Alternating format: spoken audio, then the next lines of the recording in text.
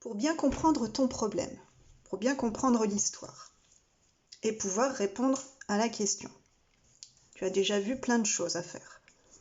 Je vais te donner un autre conseil. Dans l'histoire, il y a des choses qui sont importantes et il y a des choses qui sont moins importantes. Les choses qui sont importantes, c'est souvent des nombres, parce que tu vas t'en servir après pour faire les calculs. Attention, des fois il y aura des pièges, des fois il y aura des nombres qui ne servent à rien. On verra ça plus tard. Il y a aussi des mots qui peuvent t'aider à trouver la bonne opération. Alors on va faire celui-ci ensemble. Un bus transporte 38 élèves. 8 élèves montent dans le bus. On repère la question.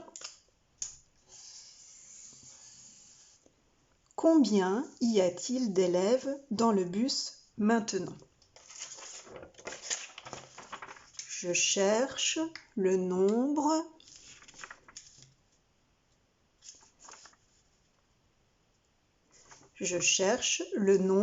d'élèves dans le bus maintenant. Maintenant que tu sais ce que tu cherches, ça va être plus facile de trouver. Pour trouver, tu vas retourner dans le problème et tu vas relire phrase par phrase. Un bus transporte 38 élèves. Ah, ça c'est important, je peux le souligner. 8 élèves montent dans le bus. Là aussi, dans cette phrase, il y a quelque chose qui est important. 8 élèves montent. Ça va nous dire quelle opération il faut choisir. Parce que dans ta question, ça n'est pas écrit si tu cherches quelque chose en tout ou si tu cherches ce qu'il reste. Et oui, sinon ce serait trop facile. Dans cette phrase-là, il va falloir que tu réfléchisses. Un bus transporte 38 élèves, 8 élèves montent. La question que tu dois te poser, c'est est-ce qu'après, à la fin, il va y en avoir plus ou il va y en avoir moins si 8 élèves montent? Donc là, tu vas chercher combien il y a d'élèves en tout à la fin. Les élèves montent, il y en aura plus d'élèves dans le bus. Donc tu fais une addition. 38, le nombre d'élèves du début, plus les 8 qui montent, et tu calcules. Tu trouves 46. Maintenant, il y a 46 élèves dans le bus. Il y en a plus qu'au début.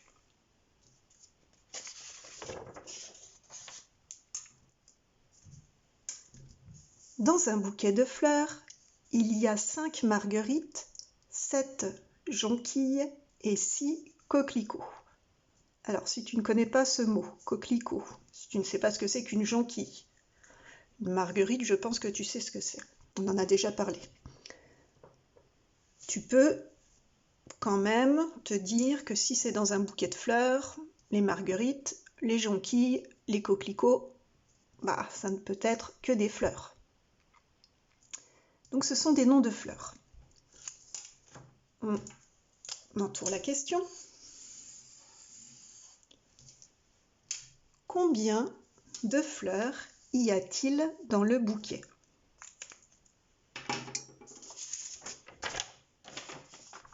Qu'est-ce que tu cherches? Je cherche le nombre de fleurs qu'il y a dans le bouquet. Ça n'est pas écrit si tu cherches combien il reste ou si tu cherches combien il y a en tout. C'est à toi de réfléchir. Et pour ça, tu retournes dans l'histoire. Dans un bouquet de fleurs, il y a 5 marguerites. C'est plutôt important. 7 jonquilles, 6 coquelicots. Combien il y a de fleurs dans le bouquet? Là, je cherche combien il y a de fleurs en tout. Je mets les 5 marguerites, les 7 jonquilles et les 6 coquelicots ensemble. Quand on cherche combien ça fait en tout, on fait une addition. 5 plus 7 plus 6. Et maintenant, tu peux calculer. 5 plus 7, ça fait 12. 12 plus 6, ça fait 18. Tu peux maintenant répondre à la question. Dans le bouquet, il y a 18 fleurs en tout.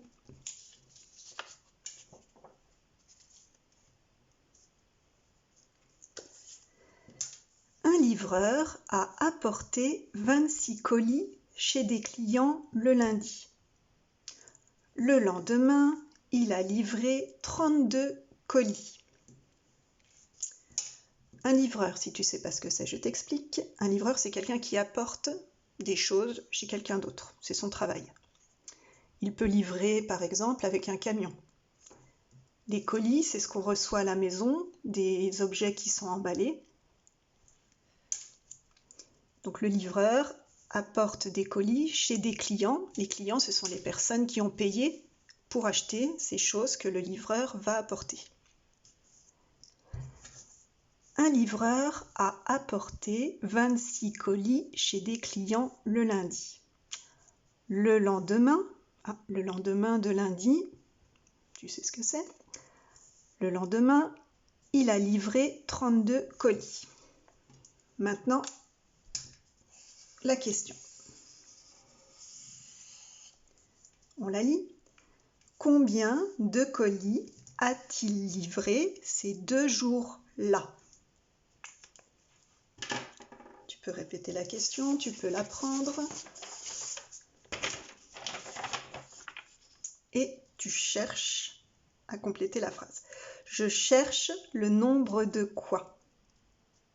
Je cherche le nombre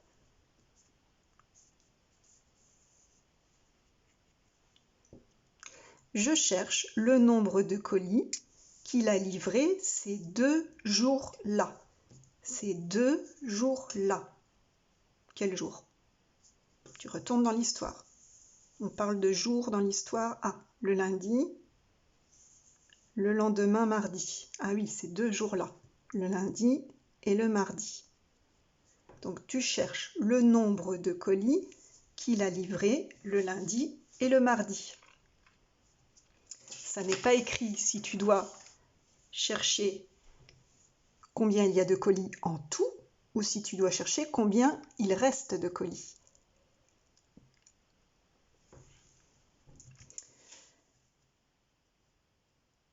Quand tu cherches combien il a livré de colis les 2 jours, tu cherches bien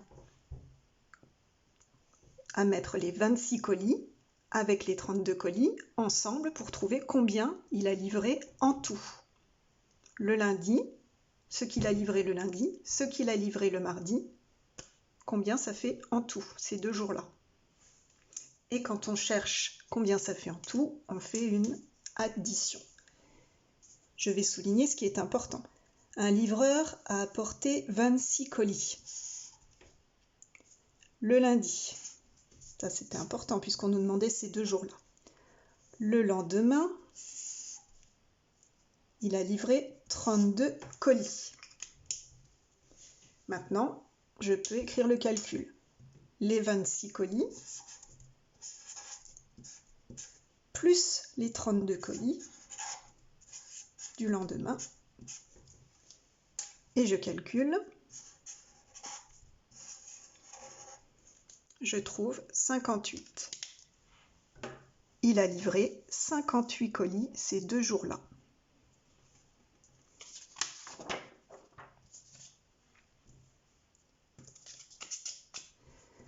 Juliette avait un sac de 23 bonbons. Elle en a distribué 11 à ses amis. Donc, comme d'habitude, tu peux raconter, tu peux imaginer.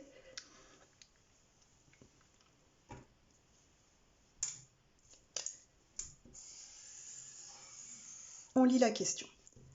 Combien y a-t-il de bonbons dans le sac maintenant?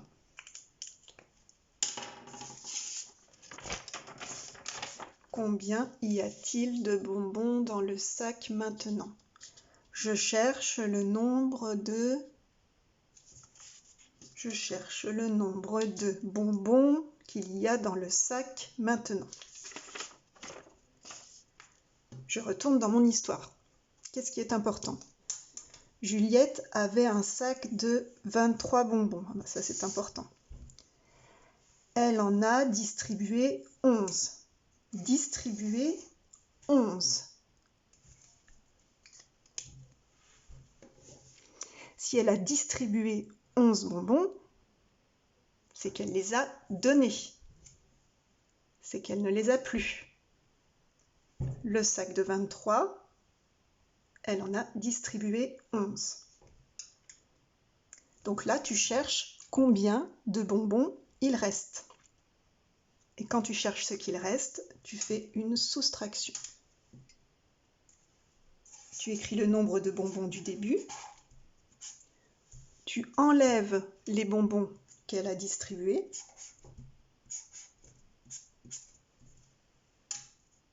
Et tu trouves le nombre de bonbons qu'il reste. Maintenant, il y a 12 bonbons dans le sac.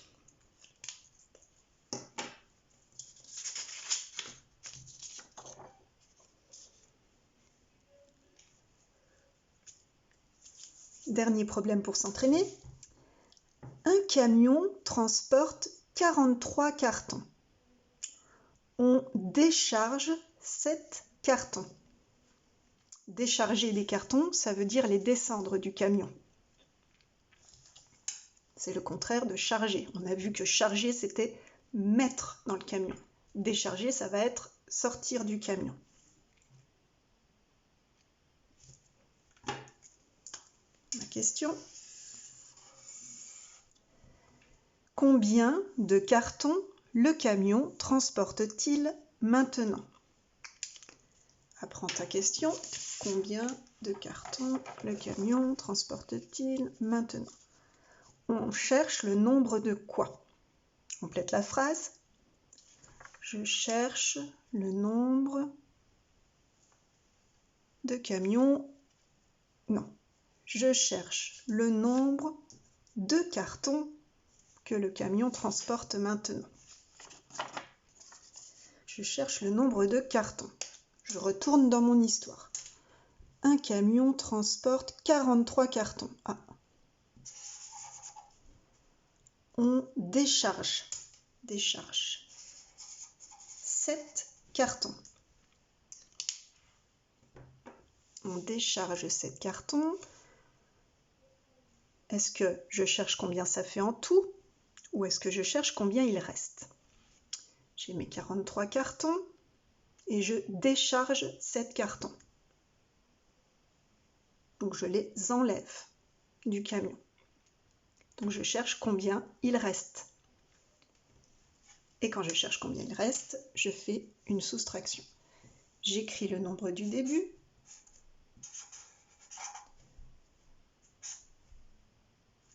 Moins les cartons qu'on a enlevés. Et je calcule combien il reste de cartons. 43 moins 7, je trouve 36. Maintenant, le camion transporte 36 cartons.